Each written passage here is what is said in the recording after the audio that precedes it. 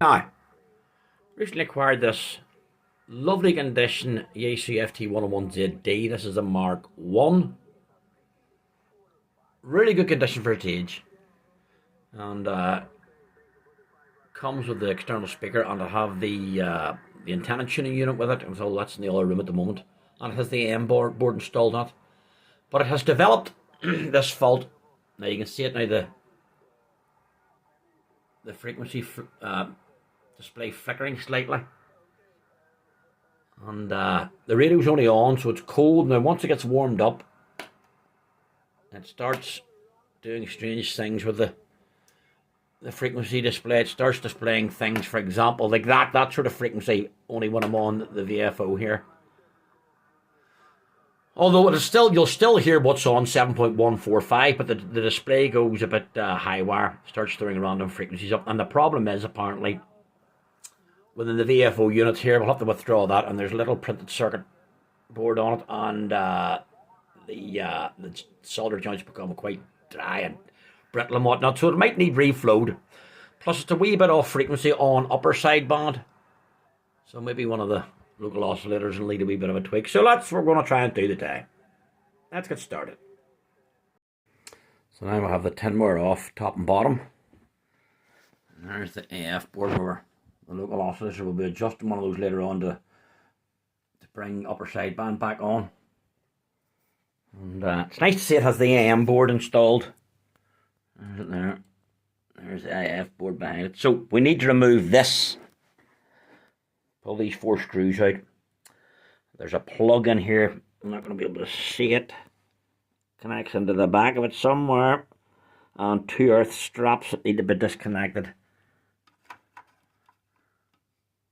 There's the black plug. You can just see it be one of those yellow wires. That needs to come out. There's the whole thing. This whole thing here slides out. We'll get stuck into that. Let's see where we go from there. Right. Now, with the 4 screws out, you can see the VFO is ready to come. There's a gasket. There's the mechanism. You can all see there. There's the back of it, and there's the little plug. I'm going to simply, where's the screwdriver? Put that in there. That flat bladed driver. I can see what I'm doing here. And just basically give it a wee squeeze, and the plug comes off. Now, there should be an earth wire in the back of this here. There's not. I think there's another one elsewhere, but let's see. Ah, there's it there. Remove that. So, it'll be out in a second or two. We're getting there. Move that little earth. And I've replaced the screw back in there. You don't even need to tighten it, just slip it in, because this body will eventually slide out. There's a slot in that. And you have these bulbs for the analog display on the VFO, and they should just simply pop out. If I can do it with one hand. Now, I'm going to wait. Let me see. Ah, there's one out. I don't like doing it with those little incandescent bulbs. You can break them easy. But that one's out. Let me see, will this one come out nice and easy? Come on, baby. It's just coming. Maybe I'll need that wee driver too. And we're going to pull that out. And then we'll slide the VFO out. Here we go. With the VFO out. It's quite a lump. Alright, remove those 2 screws at the back. Just slacken these screws. And I've noticed at the bottom of this one, there's 2 little nylon. Appears to be nylon or plastic screws. Never seen those before, but this is an early ZD, so maybe the later ones didn't have it in it. And the cover can be a bit of a bugger, so it can be tight. So you get a flat blade driver, put it in a bit of a gap, and just give it a bit of rotation. That enables things to be. Right. Right, here we go. I'm going to let it slide off, and I can do this with one hand. There we go. Bear with me now.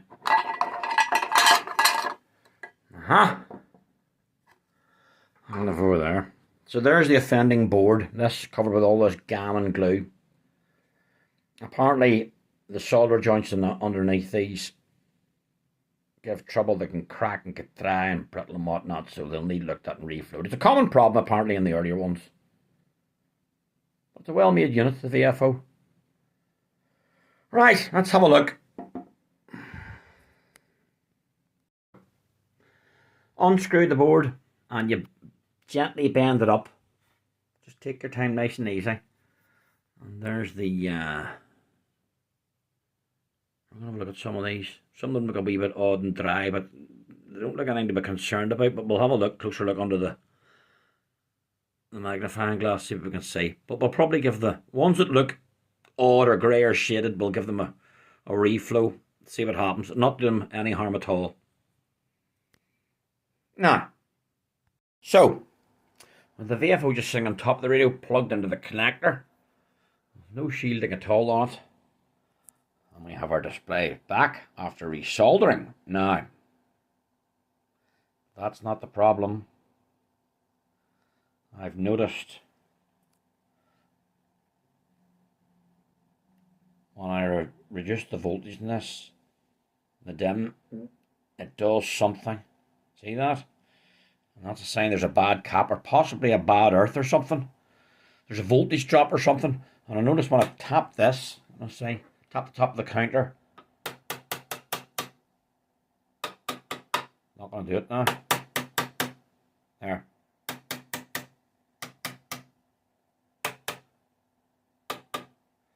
And sometimes the frequency, the counter just randomly rolls random frequencies. So it could be something simple, maybe as a bad earth maybe, but I'm going to install the VFO back into it, and I'm going to pull the lid off the counter unit and check for earths and whatnot, and check the voltage that comes to this. Anyway, we're getting there. Now, we're inside the counter unit, and I'm not seeing anything strange apart from there's about 2 strands of wire holding this wire on here. So, and when you touch the counter, the display scrolls random figures. So there's something. Well, that can't be good. So we're going to hit that a wee crack with a solder and see what happens. But what concerns me is when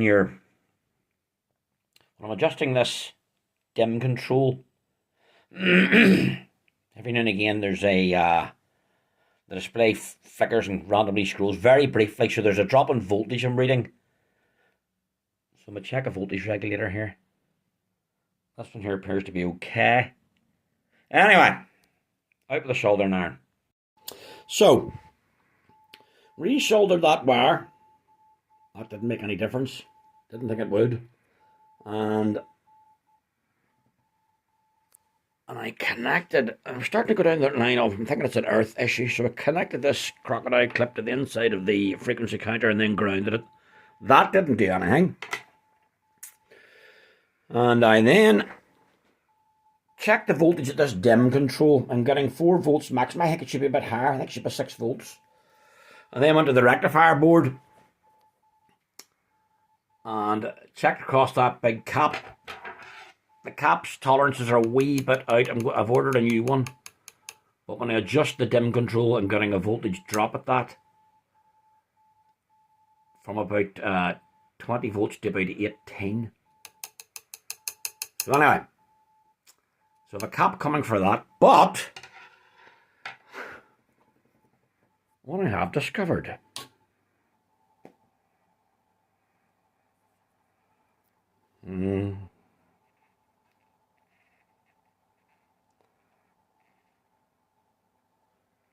the fault appears to have disappeared. It appears to have disappeared.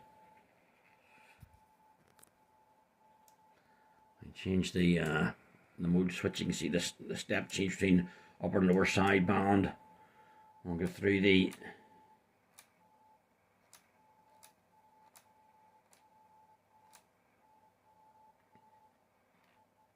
and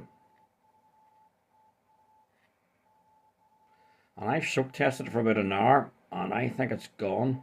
And the problem was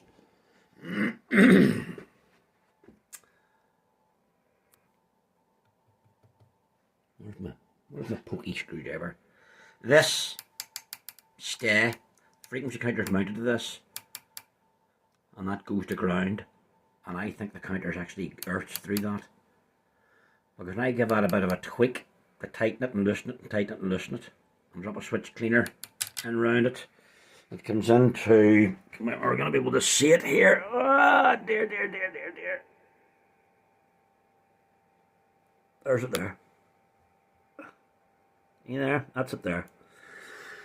Unscrewed it, tighten it back up, drop a switch cleaner in it, and I think that's been the problem. Grounding. I think that has been the issue, because once that was done,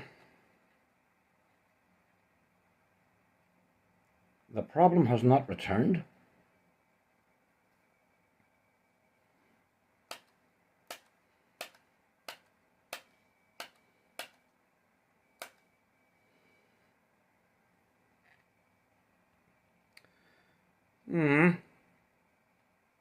That's what I must do. I must measure the voltage against this dim control, see what it is.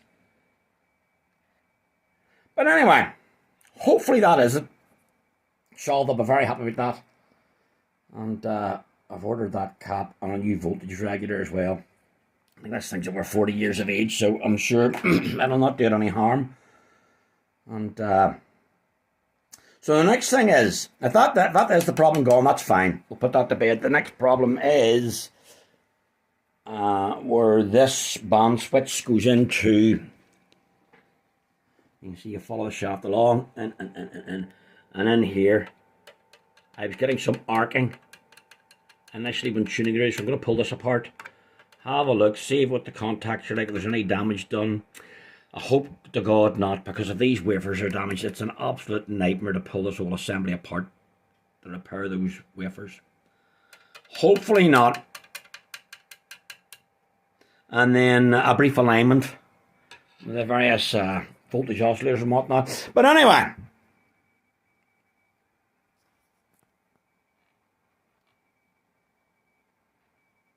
so far so good.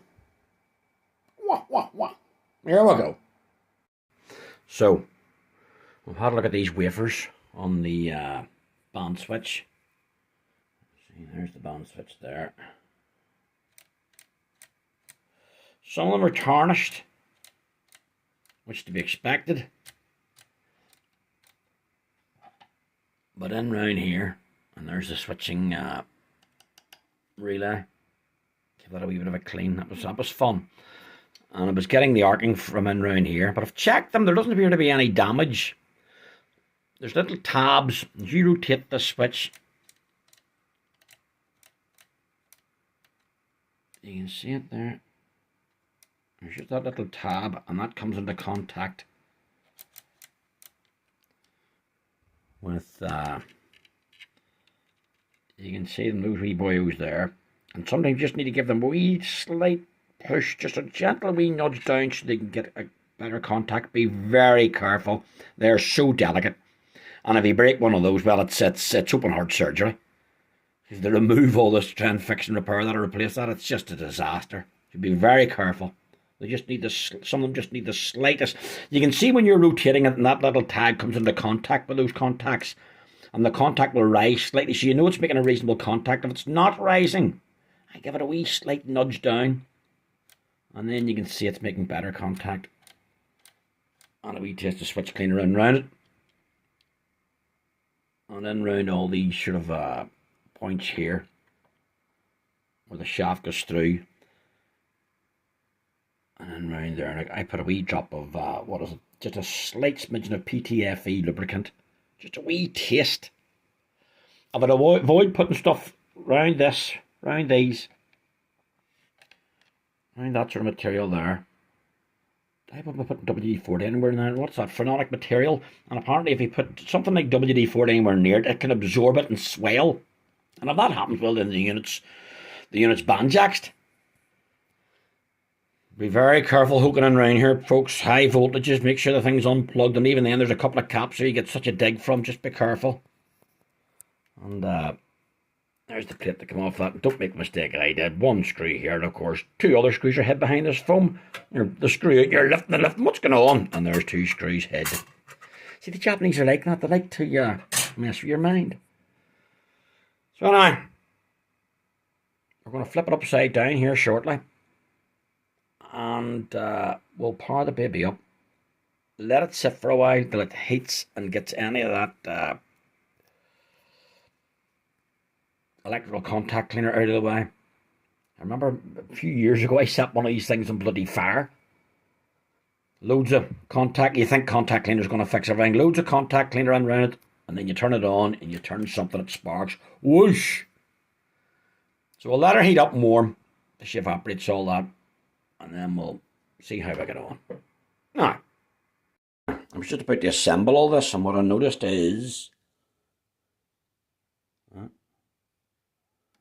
these wires have got a bit of a charring look. I'm wondering, was the arcing coming from the... See, this wire here goes in here over that protection diode.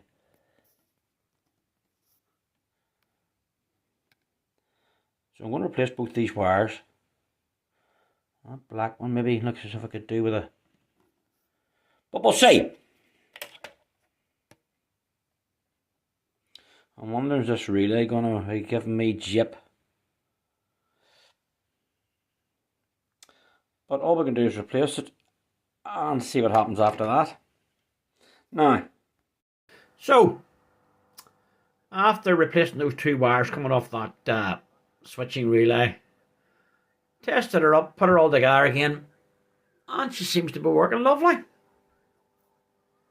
Happy enough? It's a huge bungalow, but I have been Google it, and they've done away with the flat roofs that they used to have. It used to cause no end of problems, and their bungalow now has and give the oscillators a bit of a tweak, and she's still a tad off. Transmit and receive, just a split. Very, very slightly, but it's just enough to annoy me. But it's probably the crystals are probably aging in this thing and whatnot. And just putting about 95 to 100 watts through the old MFG there. And I was just chatting to that guy there. What's his call sign? Steve, Mike 8 Victor Papa Foxtrot, and he gave me a good signal port. He says you're 5.9 plus 10. Good audio. Audio's a wee tad thin, if anything, but that's good for DXing, but that's just the nature of these little things. I have the extension speaker. Had to give the audio input a bit of a tweak on the IF board as the ALC was hardly lifting, but that's sorted out now. And aye, so far so good.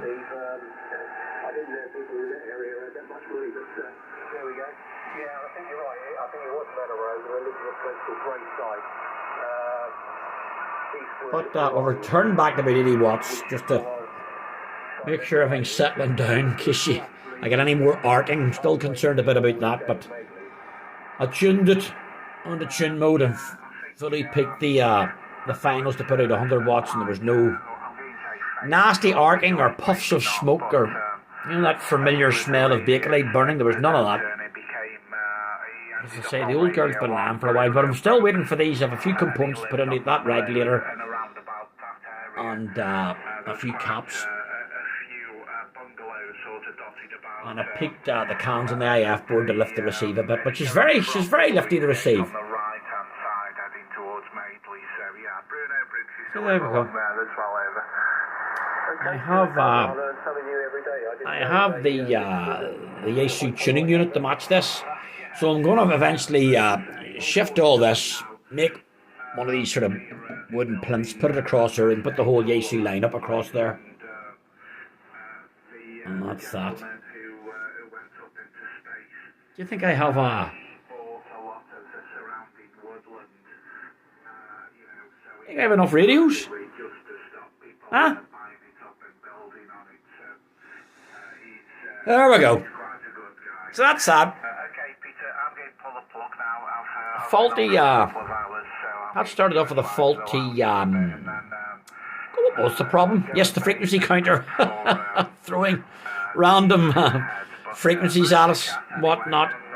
So far, so good.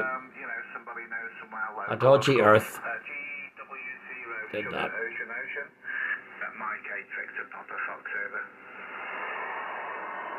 Yeah, excuse the songs if you can hear them, they're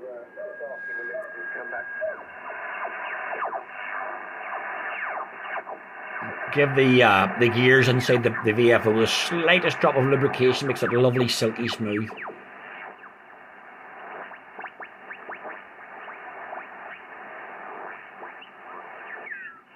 Hotel M5STC. Take it away, Martin. Over. Yeah, M5STC. 16 Martin Hotel.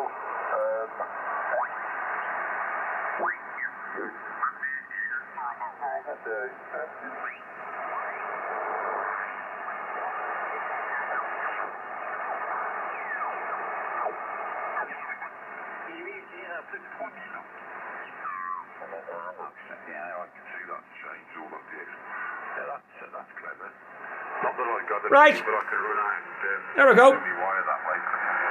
That's an all fixed, saved. Anyway, I'll put it back to you, Sean. Ray, I will be back. I just need to ring my sister. She's phoned me, so Right. I'll be back in a couple of minutes. 73. Down to you, Sean. Okay.